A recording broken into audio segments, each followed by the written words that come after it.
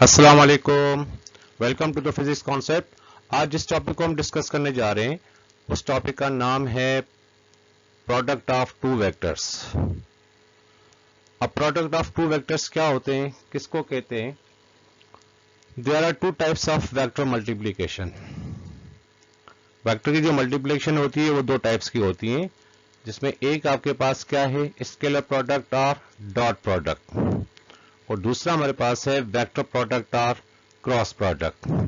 सबसे पहले हमने स्केलर प्रोडक्ट और डॉट प्रोडक्ट को डिस्कस करना होगा, उसके बाद जो नेक्स्ट वीडियो होगी उसमें हमने वेक्टर प्रोडक्ट और क्रॉस प्रोडक्ट को डिस्कस करेंगे।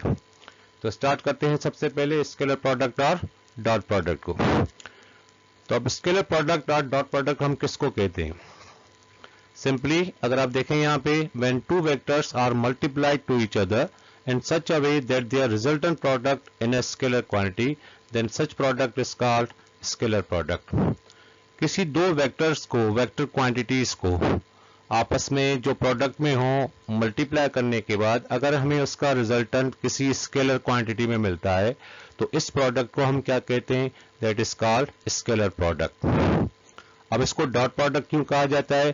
क्योंकि इसके जो दो वेक्टर्स हैं उनके दरमियान जो मल्टीप्लिकेशन की साइन होती है, जो सिंबल होती है, वो डॉट वाली यूज होती है। एक होती है क्रॉस वाली, एक होती है डॉट वाली। तो इसके अंदर स्केलर प्रोडक्ट के अंदर डॉट प्रोडक्ट जो है, मतलब वो डॉट जो होता है वो मल्टीप्लिकेशन के तौर पे यूज करते हैं हम। तो यहाँ पे हमने क्या देखा कि जब हम किसी दो वेक्टर्स को, वेक्टर क्वांटिटीज को मल्टीप्लाई करते हैं और अगर उनका रिजल्टेंट किसी स्केलर क्वांटिटी में आ जाए तो इस प्रोडक्ट को हम क्या कहते हैं? इस प्रोडक्ट को हम स्केलर प्रोडक्ट कहते हैं। अब यहाँ पे आप देखें तो उसको हम किस तरह से रिटर्न करेंगे? So return as a dot B is equal to A B cos theta.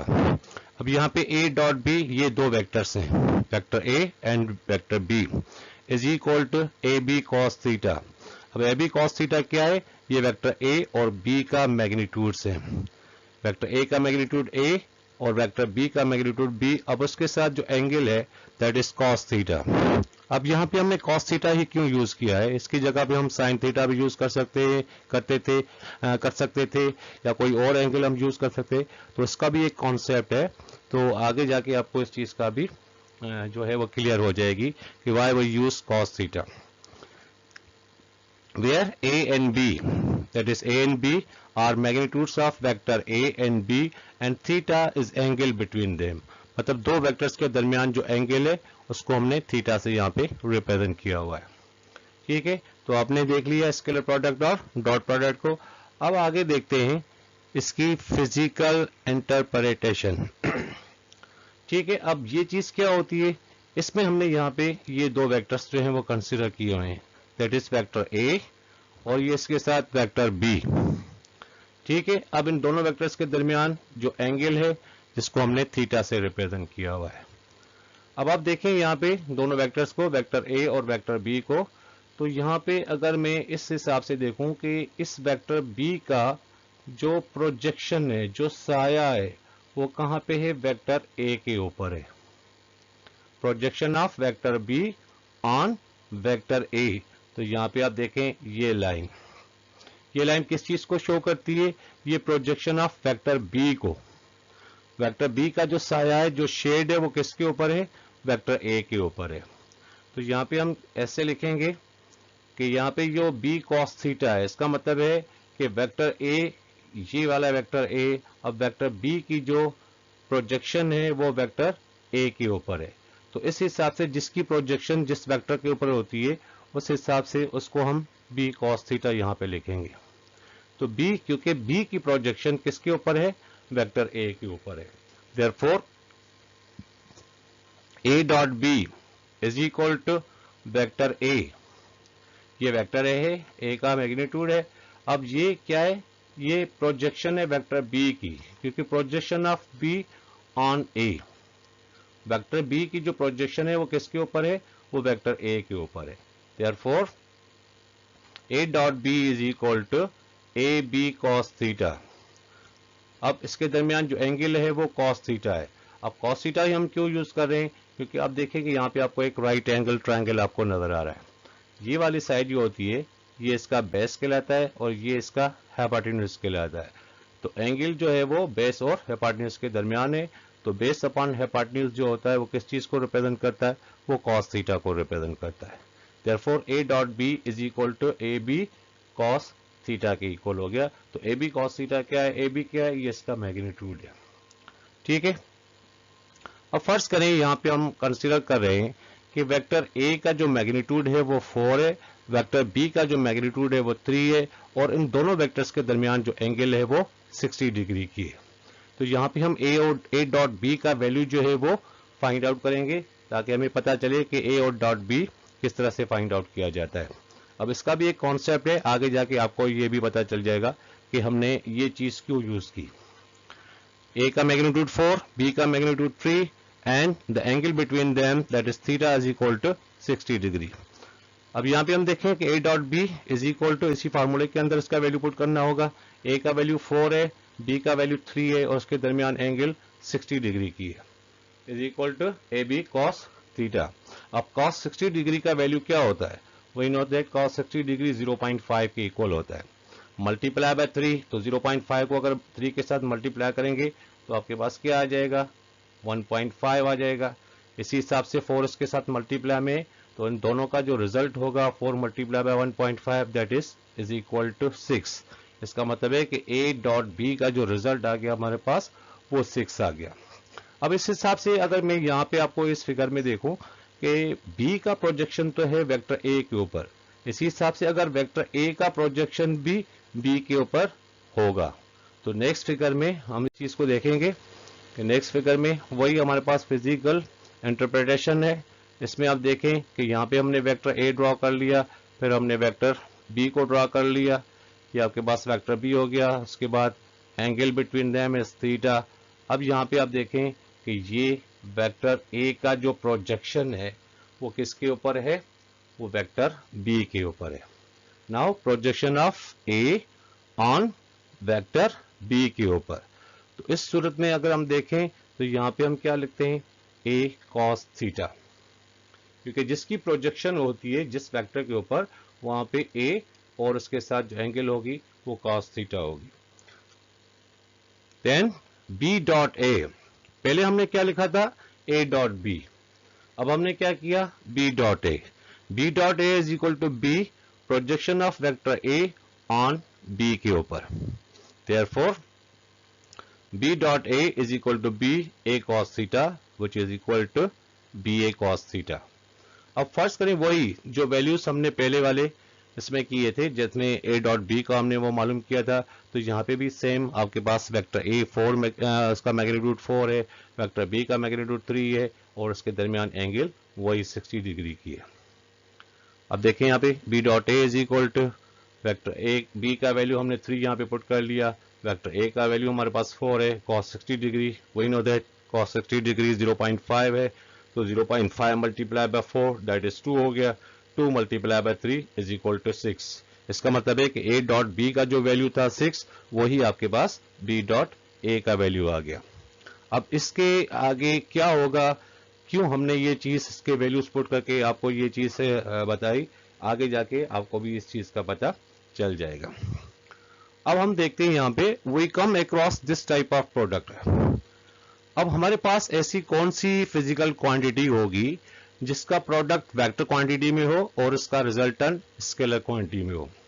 Definitely वो जो हमारे पास क्वांटिटी है, फिजिकल क्वांटिटी, जिसको हम कहते हैं वर्क डन। वर्क डन क्या होता है, work done is the product of force and displacement. Work किसका प्रोडक्ट होता है, force into displacement. We know that force क्या है, वेक्टर क्वांटिटी है, डिस्प्लेसमेंट क्या है, वो भी वेक्टर क्वांटिटी है, लेकिन वर्क जो है वो स्केलर क्वांटिटी है। इसका मतलब है जो हमारे पास प्रोडक्ट था, स्केलर प्रोडक्ट, जो इसकी डिमांड थी कि इसका प्रोडक्ट वेक्टर क्वांटिटी में होना चाहिए और इसका रिजल्टेंट स्केलर क्वांटिटी में, तो यहाँ पे वर्क डन जो एग्जांपल है इसका, वो इसके ऊपर बिल्कुल फिट है। अब यहाँ पे हम देखें कि वर्क क्या है, वर्क जो है वो स्केलर क्वांटिटी है। इसी हिसाब से फोर्स एंड डिस्प्लेसमेंट दोनों क्या है, ये दोनों वेक्टर क्वांटिटी हैं। ठीक है, अब आप देखें कि यहाँ पे हमने एक फिर से एक वेक्टर ड्रॉ कर लिया है। इस वेक्टर को ये दूसरा वेक्टर भी हमने ड्रॉ कर लिया। जो दूसरा वेक्टर ड्रॉ किया है उसको हमने एफ का नाम दिया है, दैट इज फोर्स। इसी हिसाब से जो नीचे वाला वेक्टर है उसको हमने डी से रिप्रेजेंट किया हुआ है, दैट इज डिस्प्लेसमेंट। अब ये दो चीजें हैं, दो क्वांटिटीज हैं, एक है फोर्स, दूसरा डिस्प्लेसमेंट। दोनों क्या हैं? दोनों वेक्टर क्वांटिटी हैं, लेकिन इसका जो रिजल्टेंट है, जिसका प्रोडक्ट है, वो इक्वल है वर्क डन के। तो वर्क डन क्या है? वो स्केलर क्वांटिटी है। अब इन दोनों के दरमियान एक एंगल है जिसको हमने थीटा से रिप्रेजेंट किया हुआ है। अब आप देखें कि यहाँ पे फोर्स का जो प्रोजेक्शन है वो किसके ऊपर है? उसके डिस्प्लेसमेंट के ऊपर है। तो यहाँ पे एंगल क्या होगी? That is F cos theta.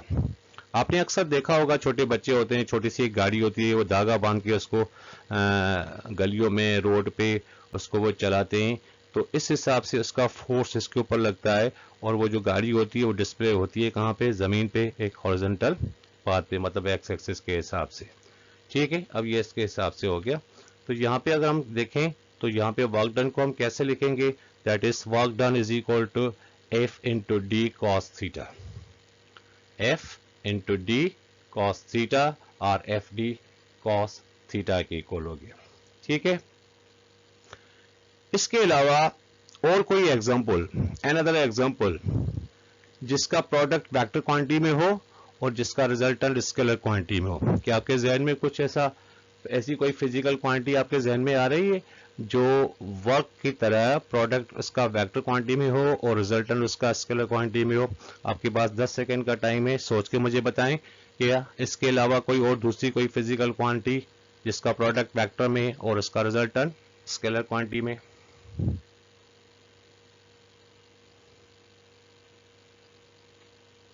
तो देखिए यहाँ पे power, we know that power क्या होता है? Power is equal to work done per unit time.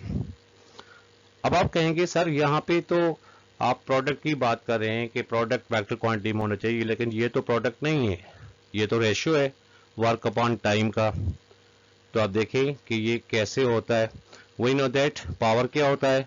Work upon time, work done per unit time. We know that power, अभी अभी हमने देखा कि पावर किसके इक्वल होता है? F into D cos theta के। ठीक है, तो यहाँ पे F into D divided by time, work की जगह पे क्या आ गया? फोर्स इंटू डिस्प्लेसमेंट आ गया। अब यहाँ पे अगर हम देखें जो फोर्स इंटू डिस्प्लेसमेंट है, ठीक है, force into displacement, force divided displacement divided by time किस चीज को रिप्रेजेंट करता है? डिस्प्लेसमेंट डिवाइडेड बाय टाइम किस चीज को रिप्रेजेंट करता है? ये डिस्प्लेसमेंट अपॉन टाइम, ये इक्वल होता है वेलोसिटी के। अब क्या हो गया? Force displacement upon time represent करता है किस चीज को? वेलोसिटी को।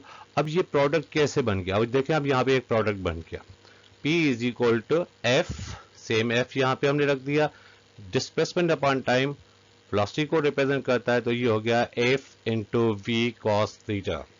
तो यहाँ पे पावर आपका क्या बन गया? पावर आपका प्रोडक्ट बन गया फोर्स इंटू वेलोसिटी का। इसी हिसाब से अगर देखें तो फोर्स आपके पास क्या है? वेक्टर क्वांटिटी है। वेलोसिटी आपके पास क्या है? वो भी वेक्टर क्वांटिटी है, लेकिन पावर क्या है? पावर स्केलर क्वांटिटी है। तो ये दूसरा एग्जांपल था जिसको हमने देखा कि ये भी प्रोडक्ट है, वेक्टर प्रोडक्ट जो है वो वेक्टर क्वांटिटी में है और उसका रिजल्टेंट जो है वो स्केलर क्वांटिटी में है। ठीक है, आगे जब हम डिस्कस करेंगे वो है कैरेक्टरिस्टिक्स ऑफ स्केलर प्रोडक्ट। इसके कौन कौन से कैरेक्टरिस्टिक्स हैं, कितने हैं, कैसे हैं, देखते हैं ध्यान से। नंबर 1 हमारे पास क्या है?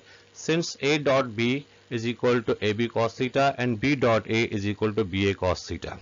अभी अभी आपने देखा, एक हमने किया था a डॉट b का, उसका वैल्यू भी मालूम किया था, वो 6 वैल्यू उसका आया था। फिर हमने प्रोजेक्शन ऑफ वेक्टर b की a की वो b के ऊपर देखा था, तो वहां पे b dot a is equal to B A cos theta हो गया। तो वहां पे हमने वैल्यूज निकाले थे कि जो a डॉट b का वैल्यू आया था वही वैल्यू आपके पास b डॉट a का आया था। तो यहाँ पे हम कह सकते हैं कि a dot b is equal to b dot a। इसको हम क्या कहते हैं? इसको हम कहते हैं स्केलर प्रोडक्ट इज कम्यूटेटिव। ये क्या है? a dot b is equal to b dot a, ये क्या है? कम्यूटेटिव प्रॉपर्टी है, स्केलर प्रोडक्ट की कम्यूटेटिव प्रॉपर्टी है। नंबर 2 देखते हैं, scalar product of two vectors are perpendicular to each other. अगर दो वेक्टर्स जो that is A and B अगर दोनों आपस में परपेंडिकुलर हैं तो परपेंडिकुलर दरमियान एंगल क्या होती है? 90 डिग्री की होती है। ये हमने वेक्टर ए ड्रॉ कर लिया, ये हमारे पास वेक्टर बी है, इसके दरमियान एंगल क्या है? 90 डिग्री, क्योंकि ये दोनों परपेंडिकुलर हैं, राइट एंगल है। तो यहाँ पे अगर हम देखें ए और बी के दरमियान, तो वी नो दैट इसके दरमियान एंगल क्या होगी? cos 90 degree. और cos 90 डिग्री किसके इक्वल होता है? cos 90 डिग्री इक्वल होता है 0 के। That is a dot b is equal to A B cos 90 degree. तो cos 90 डिग्री का वैल्यू 0 है, तो 0 को ए बी के साथ मल्टीप्लाई करेंगे, रिजल्ट हमारे पास क्या आएगा? 0 हो जाएगा। क्लियर हो गई बात? अब ये दो पॉइंट्स ऐसी हैं जो आपने अच्छी तरह से इसको समझना है और अच्छी तरह से इसको याद भी रखना है। आगे जाके प्रॉब्लम्स वगैरह जो भी आप सॉल्व करेंगे इनमें इन चीजों की आपको जरूरत पड़ेगी, तो इसको ध्यान से अंडरस्टैंड कीजिएगा। अब यही चीज हम यूनिट वेक्टर के अंदर देखते हैं। In case of unit vector that is I J and K. अब आई जे एन के क्या होते हैं? ये 3 डायमेंशनल में हमने किया था, यूनिट वेक्टर में हमने इसको स्टडी किया था। तो एक्स एक्सिस, वाई एक्सिस और जेड एक्सिस जब होते हैं तो एक्स एक्सिस को यूनिट वेक्टर आई से, वाई एक्सिस को यूनिट वेक्टर जे से और जेड एक्सिस को यूनिट वेक्टर के से हम डिनोट करते हैं। They are mutually perpendicular. ये तीनों जो होते हैं, क्योंकि 3 डायमेंशनल होते हैं, तीनों एक दूसरे के साथ क्या होते हैं? परपेंडिकुलर, म्यूचुअली परपेंडिकुलर होते हैं। तो यहाँ पे इसकी फिगर देखें आप कि ये एक्स एक्सिस है, इसको यूनिट वेक्टर आई से रिप्रेजेंट किया जाता है। ये वाई एक्सिस है, इसको यूनिट वेक्टर जे से रिप्रेजेंट किया जाता है। ये जेड एक्सिस है, जिसको यूनिट वेक्टर के से रिप्रेजेंट किया जाता है। अब आप देखें इन तीनों के दरमियान जो एंगल है वो परपेंडिकुलर है, 90 डिग्री की है। आई और जे की बात की जाए तो परपेंडिकुलर है, जे और के की बात की जाए तो वो भी परपेंडिकुलर है, के और आई की बात की जाए तो वो भी एक दूसरे के साथ क्या है? वो परपेंडिकुलर है। अब इसमें क्या होगा कि अगर आई डॉट जे करेंगे, हम आई को जे के साथ मल्टीप्लाई करेंगे, इसके दरमियान एंगल क्या होगी? cos 90 degree. तो cos 90 डिग्री किसके इक्वल होता है? 0 के। तो आई डॉट जे का जो इक्वल होगा वो किसके इक्वल होगा? वो 0 के इक्वल होगा। इसी हिसाब से जे डॉट के किसके इक्वल होगा? वो भी 0 होगा, क्योंकि परपेंडिकुलर है और cos 90 डिग्री 0 के इक्वल है।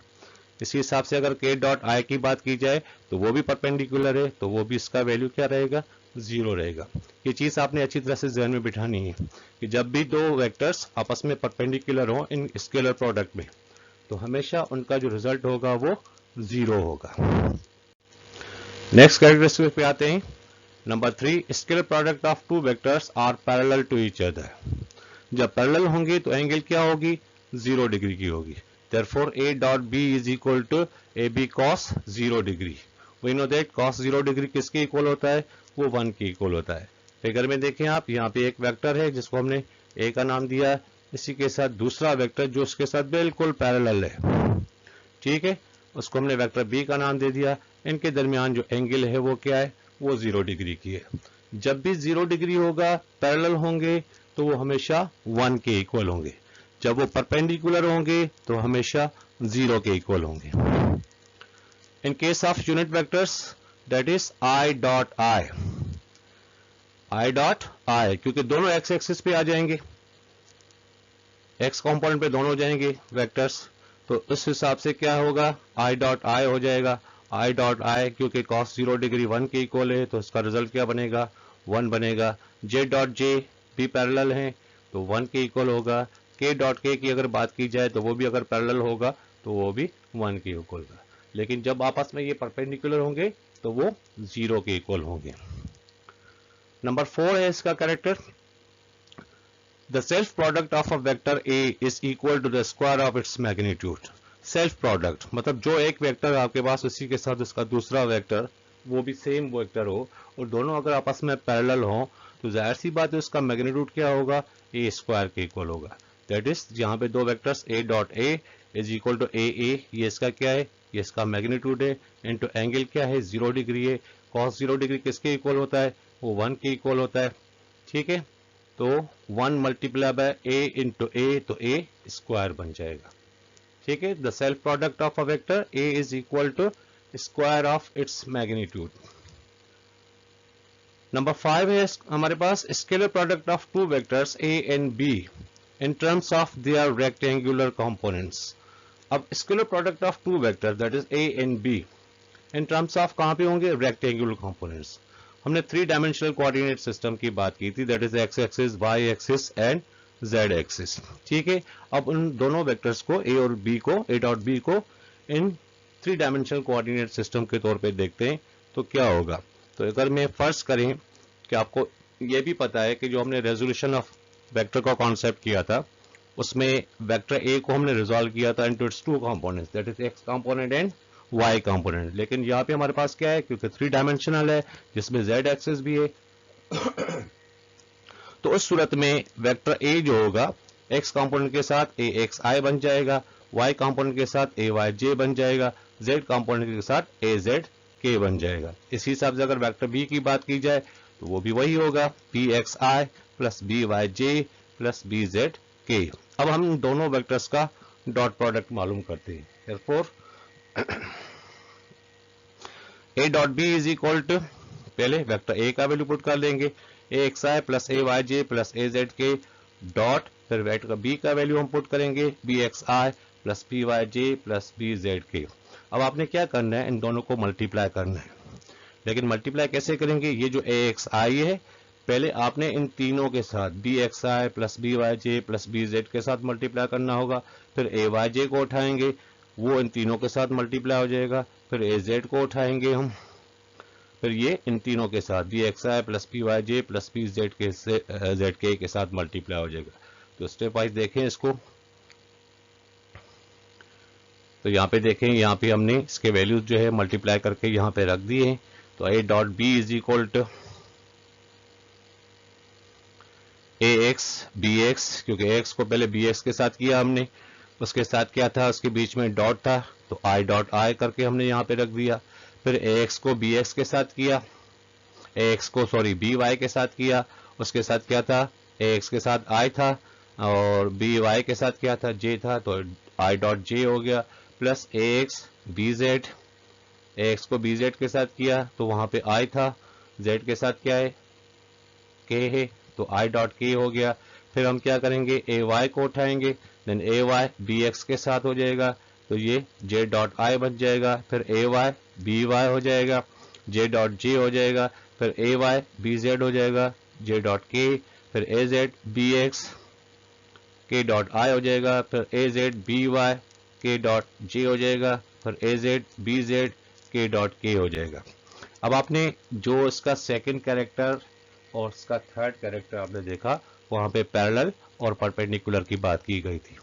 जब भी परपेंडिकुलर होंगे तो रिजल्ट क्या आएगा, 0 आएगा. जब वो पैरेलल होंगे तो रिजल्ट क्या होगा, वो 1 होगा. अब आप देखें शुरू से लेके,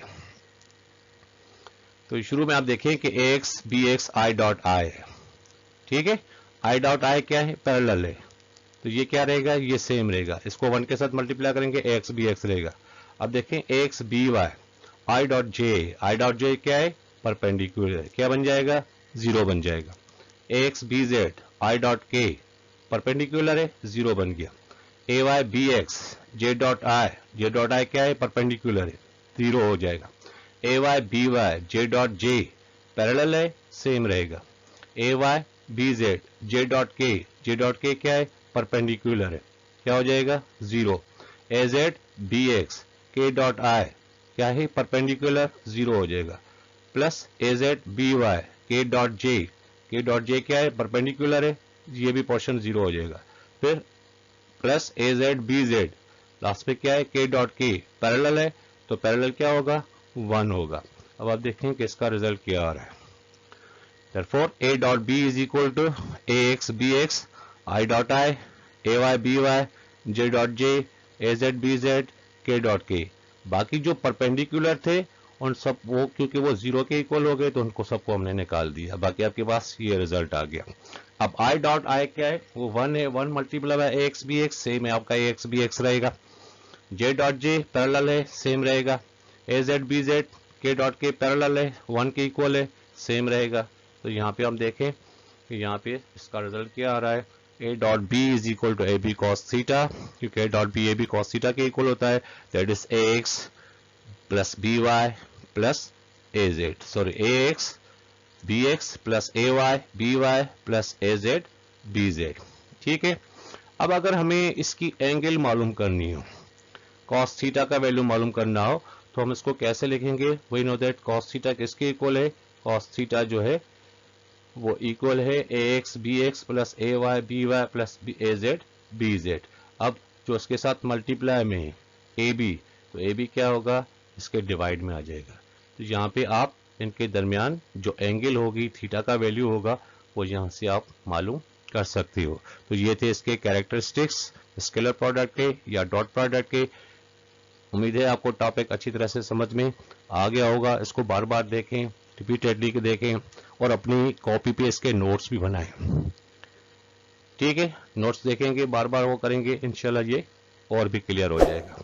तो चैनल को लाइक और सब्सक्राइब जरूर करें। Thank you.